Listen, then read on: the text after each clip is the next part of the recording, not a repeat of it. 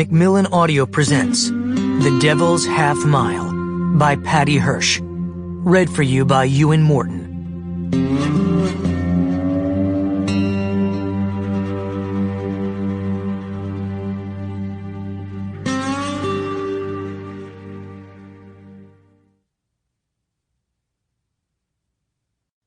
New York, 1799. 1. Monday. Justy Flanagan leaned on the gunwale of the Netherly and watched two big men square up to each other on the wharf below. They were like a pair of cart horses, one black, the other white, their fellows in a half-circle behind them, grim looks on their faces. "How goes the negotiations?"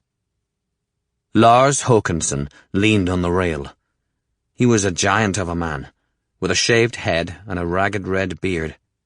Justy was 6 feet tall, which meant he saw over the heads of most men, but the Netherly's first mate was nearly a foot taller and wider. His build and his name came from his Norwegian father. His red hair, his Galway accent, and his politics were all courtesy of his mother. "Negotiations?" Justy asked. Lars gave him an amused look. "How long is it you've been away?"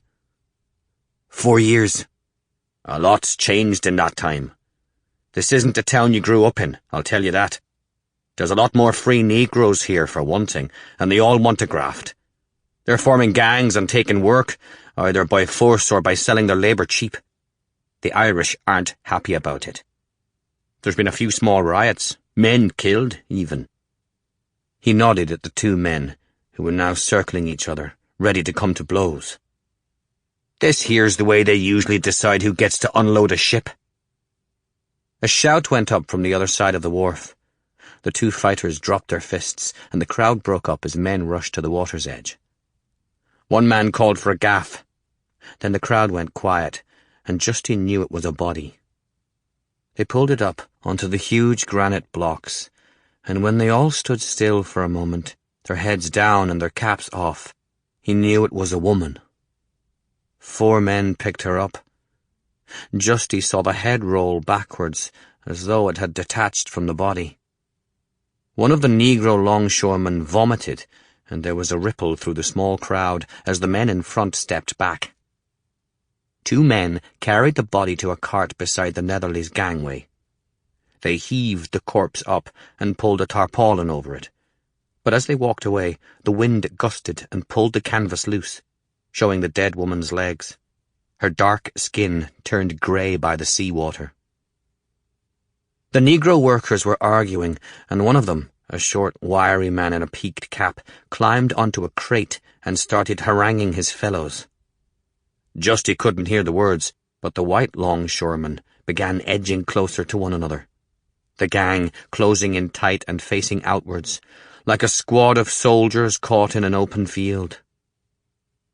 Stung by the words of the small man in the peaked cap, the black workers turned and started shouting at their rivals. The white workers shouted back, stoking themselves and their mates towards the point where they would hurl themselves across the narrowing gap between the two gangs. "I'm glad I'm up here and not down there," Lars muttered. Business on the wharf had stopped. People knew the difference between a labour dispute and a fight. Shoppers were hurrying up the streets, away from the docks. Stall owners were hastily packing boxes and stowing their goods away. And the open space of the emptying wharf was filling with a trickle of men, both black and white, coming to join their fellows on the dock. A long whistle blast made Justy look up towards the Broadway.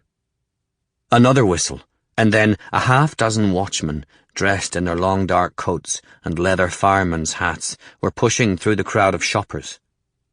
The watchmen forced their way onto the dock and ran down between the two groups of men.